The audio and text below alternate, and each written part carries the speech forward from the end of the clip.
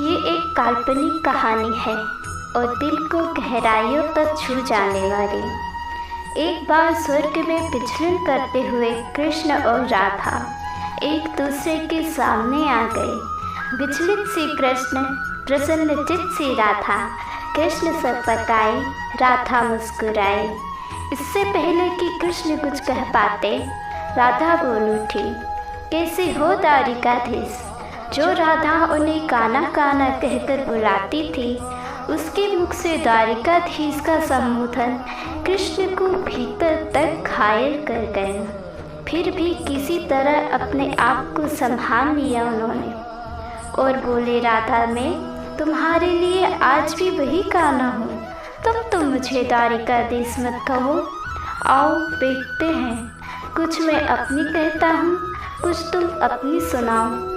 सच कहूँ राधा, जब जब भी तुम्हारी याद आती थी, इन आँखों से आंसुओं की बूंदें निकल आती थी। राधा बोली, मेरे साथ ऐसा कुछ नहीं हुआ। न तुम्हारी याद आई, न इन आँखों से आंसू बहा। हम तुम्हें कभी भूले ही कहाँ थे।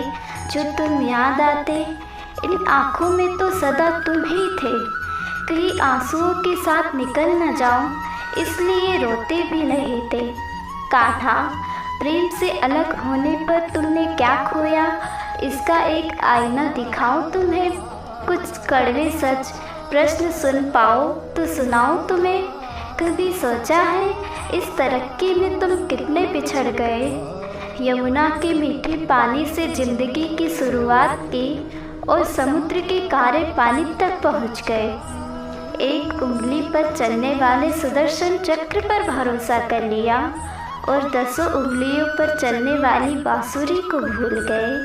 कान्हा, जब तुम प्रेम से जुड़े थे तो जो उंगली गोवर्धन पर्वत उठाकर लोगों को विनाश से बचाती थी, प्रेम से अलग होने पर वही उंगली क्या क्या रंग दिखाने लगी। सुदर्शन चक्र उठाकर विनाश के काम आने लगी।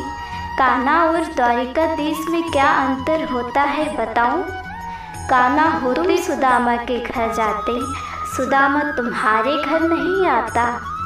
युद्ध में और प्रेम में यही तो फर्क है। युद्ध में आप मिटाकर जीतते हैं और प्रेम में आप मिटकर जीतते हैं। कान्हा, प्रेम में डूबा हुआ इंसान दुखी तो रह सकता है, पर किसी को दुखी नहीं कर सकता। आप तो कई कलाओं के स्वामी हो, स्वप्न दूरदृष्टा हो, गीता जैसे ग्रंथ के दाता हो, पर आपने ये क्या निर्णय लिया।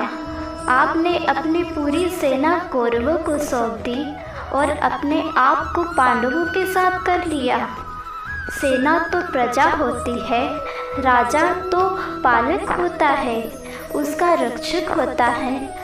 आप जैसे महाज्ञानी उस रथ को चला रहे थे जिस पर बैठा अर्जुन आपकी प्रजा को ही मार रहा था। अपनी प्रजा को मरते देख आप में करुणा नहीं जागी, क्योंकि आप प्रेम से शून्य हो चुके थे। आज भी धरती पर जाकर देखो, अपनी द्वारिकाधीश वाली छवि को ढूंढते रह जाओगे। हर जगह, हर मंदिर में मेरे साथ ही खड़े नजर आओगे। मैं जानती हूँ कान्हा, लोग गीता के ज्ञान की बातें करते हैं, उसके महत्व की बातें करते हैं, पर धरती के लोग युद्ध वाले द्वारिकाधीश पर नहीं, प्रेम वाले कान्हा पर भरोसा करते हैं। गीता में मेरा दूर दूर तक नाम नहीं है, पर आज भी लोग उसके समापन पर राधे राधे कहते हैं। ये कहानी काल्पनिक जरूर है, पर इसके भीतर छिपी सीख बहुत महत्वपूर्ण है। श्री कृष्ण के पास कभी किसी प्रश्न का उत्तर ना हो, ऐसा तो हो ही नहीं सकता, परंतु राधा द्वारा लगाए गए प्रश्न चिन्हों का पर कान्हा मौन रहे। यही तो है प्रेम में समर्पण का भाव।